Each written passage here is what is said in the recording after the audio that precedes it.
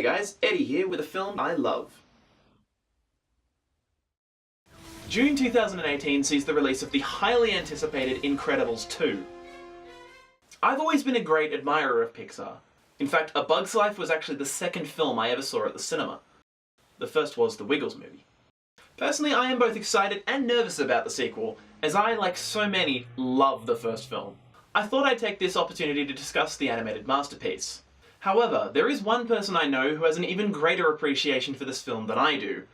My mum. Hey guys, Eddie's mum here with a film I love. Before we begin, be warned this video will include spoilers. One of the things that I love about Pixar movies is that they make what I call family films rather than kids films. Like, it's not just aimed exclusively at young kids, it's like family films. There's something for the kids, but there's also stuff for adults. And I think The Incredibles is probably one of the best examples of that. There's a lot of really mature content in this film, actually. Like, I think it surprises me how much they get away with.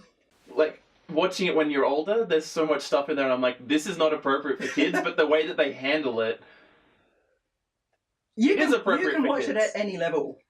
Yeah. So, and this is one of the very, very many things I love about it, is that it doesn't matter if you're a child or a teenager or an oldie like me. There's something there for everyone. That's cliched, but you know, it reaches, it can speak to everybody. I think one thing that I picked up on is the tension between Mr. Incredible and Elastigirl. Like, I mean, it's pointed out in the film, but their marriage is kind of in jeopardy. Mom and Dad's lives could be in jeopardy, or worse, their marriage. I think that they're going through something that they didn't foresee, and that's real marriage. This is again another thing I love about it. It portrays a real marriage. You know, that scene at the church. Hey, come on. We're superheroes. What could happen? That's how you get married. You know, you're not super perhaps, but speak for yourself. I was. But you go in, you marry and you feel like you're a super. What can possibly, you know, we're different, what could possibly happen that, you know, we couldn't face? And then life throws it at you and you have to deal with it. And we're looking at a situation where that's what they're going through. But they're engaging with it. Both of them are engaging in different ways. And that's again, you know, they come to the end of that particular story.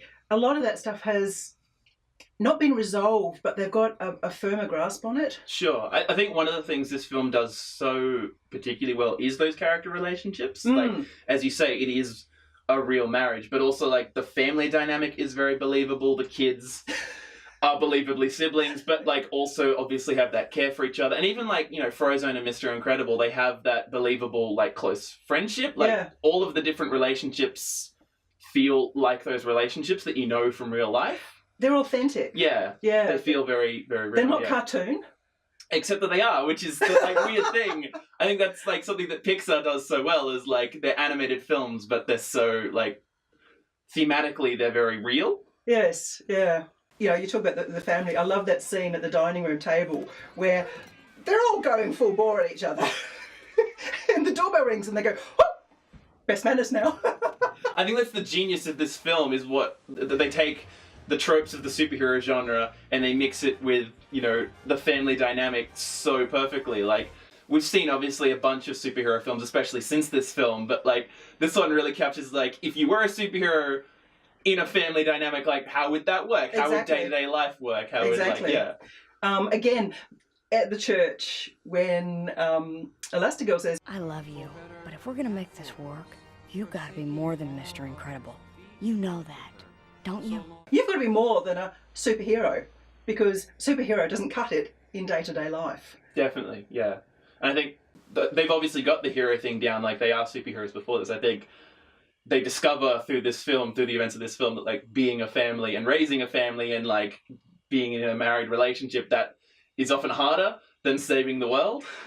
Yes, and yet they continue to be true to themselves. Like, Mr. Incredible, in that scene where he's sitting in the office being berated by his boss, and he sees this guy in trouble, and he's like, he's killing himself inside because someone needs help. regardless of whether I'm a super or not, I want to help that person. This is who I am. That's what I find most like engaging, I think, about superhero films in general, is those characters who are heroes first and foremost before they are super. Yeah, and it's very interesting because I look at that scene and then I compare that with Buddy, who then grows up to be, Big Buddy, but Big Buddy. That's definitely what they should have called. Big Buddy, BB, Bill and BS. This is true. What does that stand for? For sitter. Yeah, sitter. Originally, I was going to have initials for babysitter, but then I would have been going around wearing a big BS, and you understand why I couldn't go with that. I get the feeling he didn't want to help people. He wanted to be super. I was actually just thinking that he was super before he was a hero, whereas the good guys are heroes before they are super. Yeah, exactly. And I think that's almost something that the kids have to learn. Like obviously they have superpowers and they've grown up with superpowers, and because they're kids, especially Dash, I'm thinking like he really just likes having the powers. He doesn't think about, the cliche, with great power comes great responsibility. He hasn't learnt that lesson yet. He just enjoys having fun and he wants to go out for sports, and he doesn't understand why he can't, and he doesn't understand what it means to be a hero. And I think through the events that the family goes through in this film, they're forced to grow up and they're forced to learn those lessons. Yeah, I mean that whole thing about he's using his superpowers to put a tack on the teacher's chair, right? It's like he needs to find a way to actually use who he is. We need to find a better outlet, a more constructive outlet. That's what I love, when they're on the island and he's just running really fast because this is what his mother has told him to do. And then he's like, oh, hang on, we've got to fight back. We've got to stop these bad guys. And although, yes, at the end, he's still like, oh, that was so amazing and fun. He is still a kid. Yeah. But there's also, I think that's one of the things that, it's developed that sense of we're a team. Individually, we are super. We have these amazing powers that not other normal people don't have, ordinary people. But this is what I see, that they've actually brought these supers together as a family, and they've learned that together they're actually something more than just Mr. Incredible and Elastigirl and or whatever. It's like this is actually a team dynamic happening now. They're learning what that means. I was just thinking that that they learn to be a team of superheroes, but they also learn to be a family, and that's those two worlds coming together. Yes, I was talking about before. I think that's something that this film does really well, is those parallels. There are lines that are said earlier in the film that are then mirrored back later in the film, but they have an entirely different meaning at that point. Everyone's special, Dash. Which is another way of saying no one is. And when everyone's super, no one will be. Take a step back. This is again one of the things I love. It's not, the film doesn't present this is the right and correct way to do things. It's this is how I'm feeling now. This is what I'm seeing. This is what I'm articulating of my experience. And it's just a reflection of that. It's not this is the right and correct way. It's, actually, there are lots of ways of looking at things, and as you grow and learn and as different experiences shape you, your perception of stuff will change as well. I think a lot of films have used the time jump method kind of ineffectually, but I think having that scene at the beginning showing Mr. Incredible and Elastigirl in their prime and the superheroes at their heyday, and then cutting forward 15 years, I think that really works because you really understand those characters better, and you see them before and you see them after, and you get to go on that journey with them. Even though we skip those intervening 15 years, because of the way the story is told, you understand what has happened in those times, and you go on that journey with them. Yeah, and you can see what has changed and what hasn't changed. Exactly, yeah. And then you see what does change throughout the film. One thing I wanted to pick up on is the way Mirage shifts in the film. Because there's that scene at the table. That incredibly long table that seems wildly impractical for them to be sitting at. And Mr. Incredible talks about the lava, living in a volcano, basically. And her comment was, yes, we're both attracted to power. Now, I think that's what attracts her to buddy syndrome, whatever, he's powerful. But when Mr. Incredible thinks that his wife is dead, as they're walking out, and he's threatened to kill her, but then not, and Syndrome has just sort of said, well, go ahead and do it because I don't care. And she's just been through that experience, and then she's looking back, and there's Mr. Incredible, this huge super guy, sobbing because he's lost his wife and his children, he thinks. And there's this little scene where she sort of does this side eye. I'm looking at Mr. Incredible. I'm looking at what's, Syndrome. Power isn't enough. And so then, she actually does confront him. He's not weak, What? Valuing life is not weakness. Oh, hey, look, if you're talking about what happened in the containment unit, I had everything under control. And disregarding it is not strength.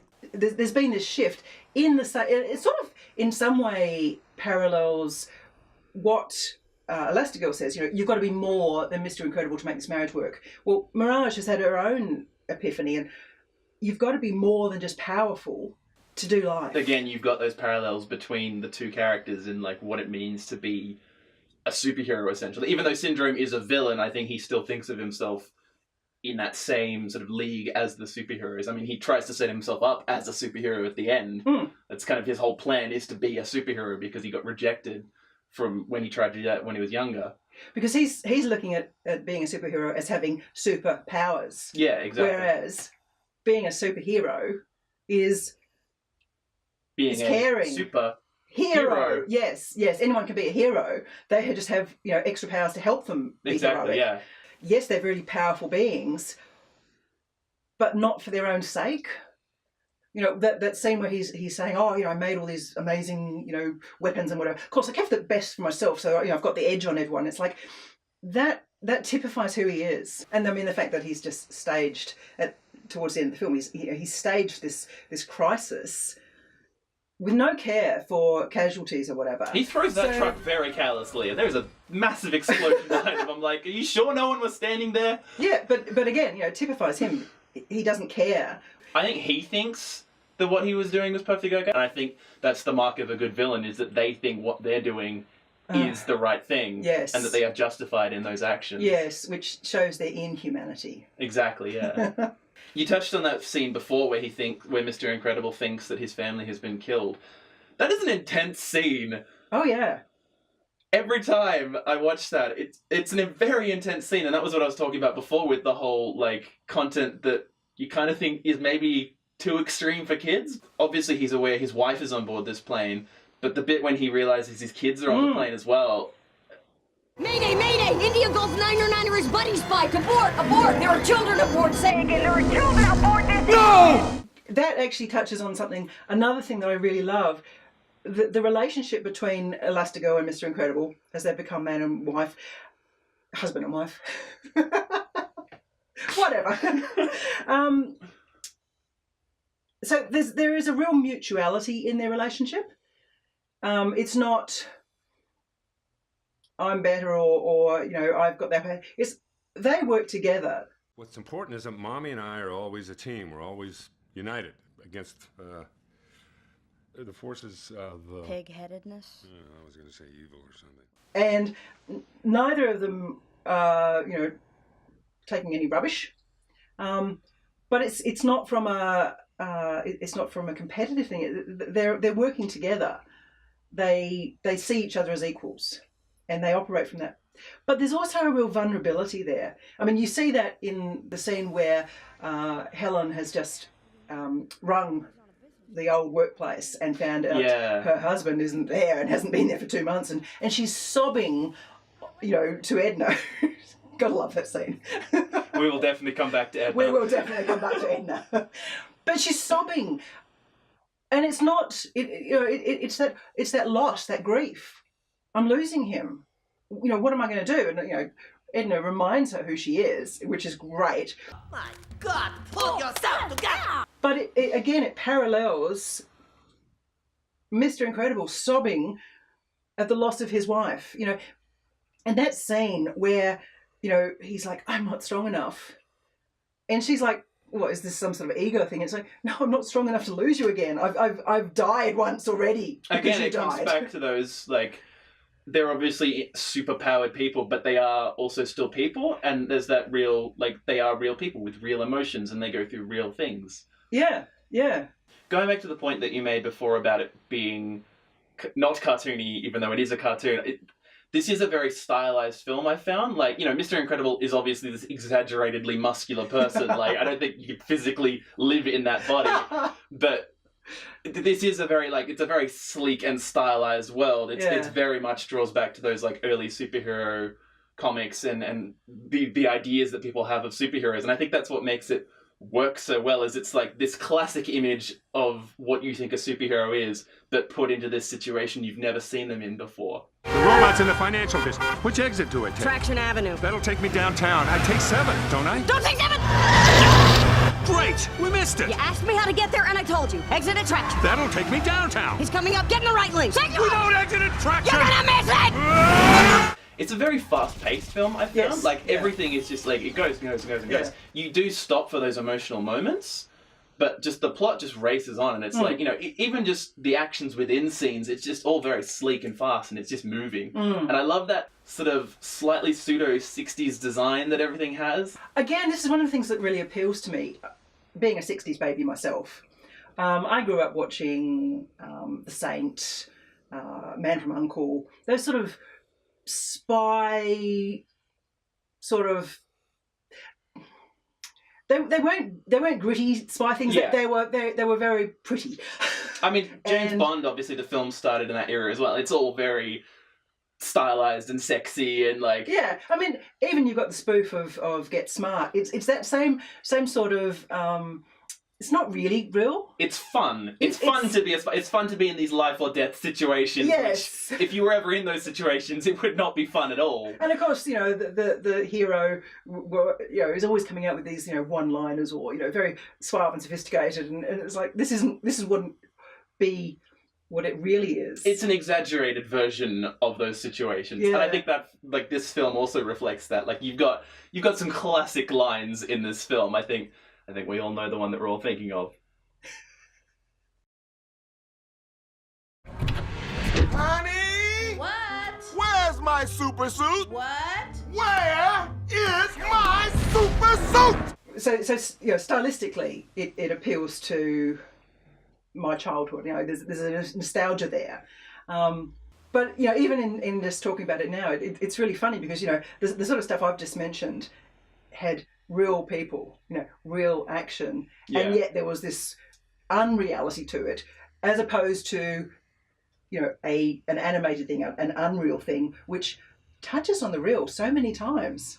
I guess it's a bit like, you know, people talk about good comedy sort of slipping in under the radar and making a really social point. Or I think often, comedy and that sort of thing can actually make points that, you know, serious drama can't.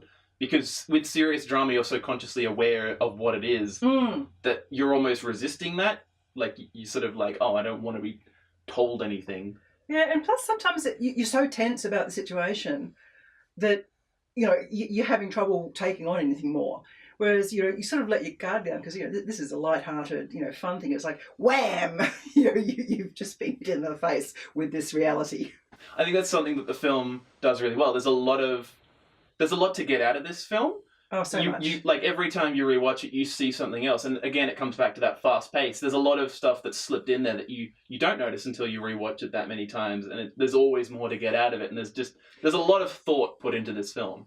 Plus, you know, what I was saying before about, you know, there's something there for every level, every age, you know, whatever.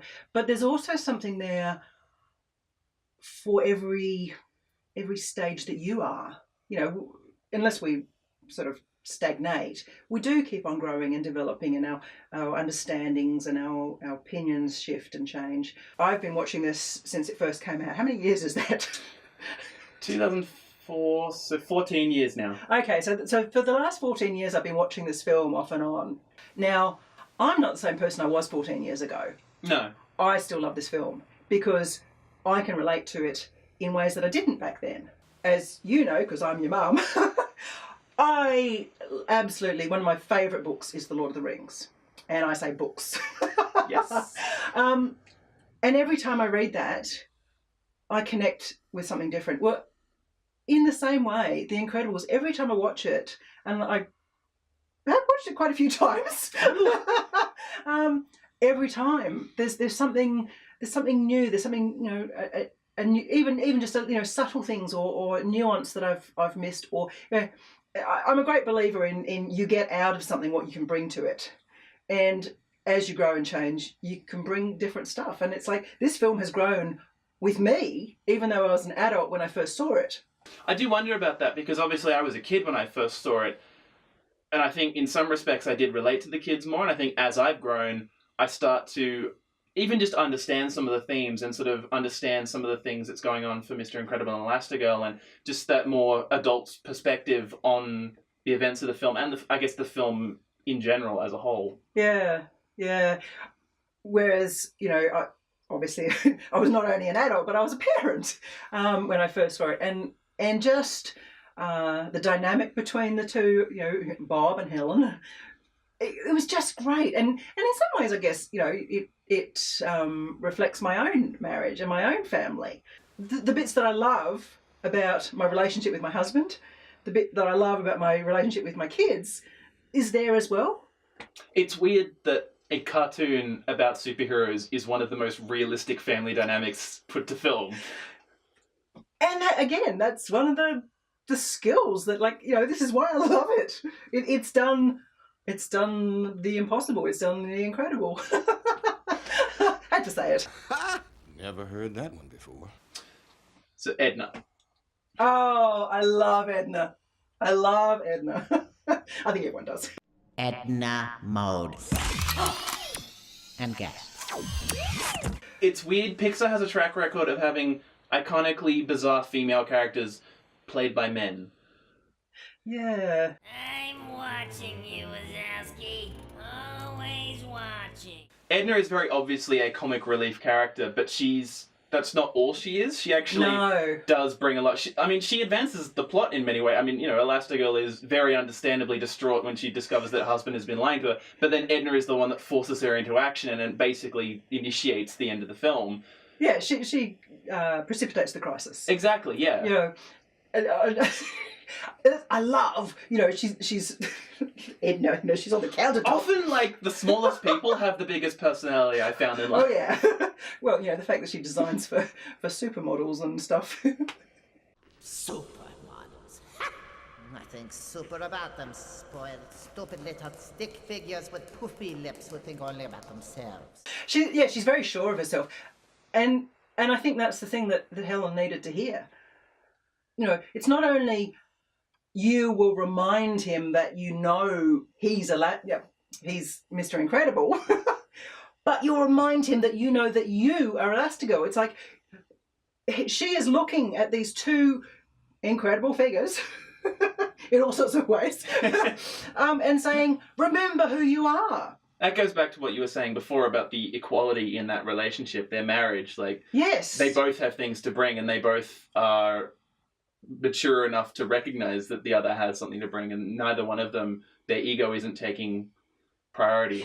Yeah, no, and that they particularly in the scene at the end where they're fighting this killer robot thing, they're playing to their strengths. I read a thing about leadership and that it shouldn't be just invested in one person, but leadership arises as the need arises. And so, you've got the strength is needed, and that's when Mr. Incredible takes the lead. Go! You've got that flexibility and stretchability. That's when Helen takes the lead. I love even just that subtle touch that the person who stretches the most is the mum of the family. I think that's a very intentional choice there. I think that may be true.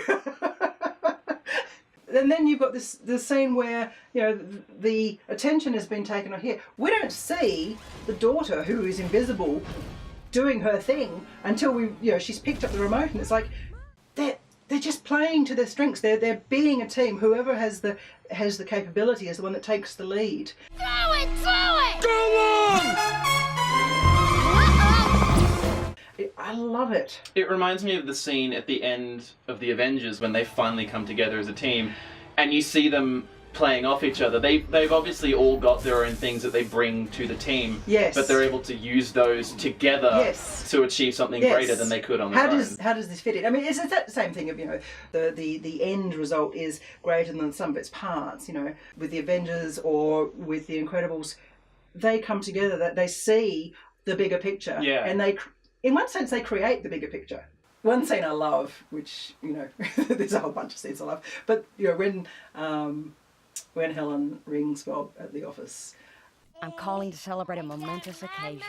We are now officially moved in. Yeah, well, that's great, honey. And the last 3 years don't count because I finally unpacked the last box. Now it's official. Ha ha ha. There's a sense of, you know, she's really fitted into this sort of... She's definitely adjusted to the not being a superhero better than he has. Yes. The other scene is, so they're all strung up by syndrome, and they're having this huge adventure, and, you know, bad guys and whatever. And it's in the midst of that he realizes that the mundane, everyday stuff is really important. this is my fault. I've been a lousy father, blind to what I have, so obsessed with being undervalued that I undervalued all of you. Dad? Shh, don't interrupt. So caught up in the past that you are my greatest adventure, and I almost missed it. I love the recognition of that. Contrary to popular belief, the end of this film was not intended as set up for a sequel. It was much like Back to the Future. It was just a fun throwaway to sort of imply that there will be more adventures even if we don't see them. Yeah. Obviously we're focusing on the first film for this video, but just quickly, do you have any thoughts or expectations or hopes for the sequel? I hope it's as good as the first one. I would hate to hate it. I guess the thing is with Pixar, they've proved their capacity to sit on something until they've got a really good sequel, which I love. I've not been disappointed by any Pixar sequel so far, I think. The film The Incredibles I love, and it comes from a studio I love. You know, they've got a track record. They do really good stuff. I guess my expectation is I'm going to enjoy it. So yeah, I'm looking forward to it. I'd like to say a big thank you to my mum for joining me for this video. It's been a great opportunity to try something a little bit different. If for some reason you don't already own a copy, The Incredibles is available through Amazon, which you can access via the link below. As always, if you do, you'll be helping out the channel. Odds are you're also a big fan of this film. I'd love to hear why you love it in the comments. Or, for whatever reason, if you don't care for it, I'd also be interested to hear why.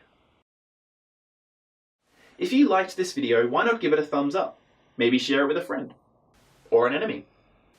Either way, make sure you subscribe and turn on notifications to see more content here on Channel 73.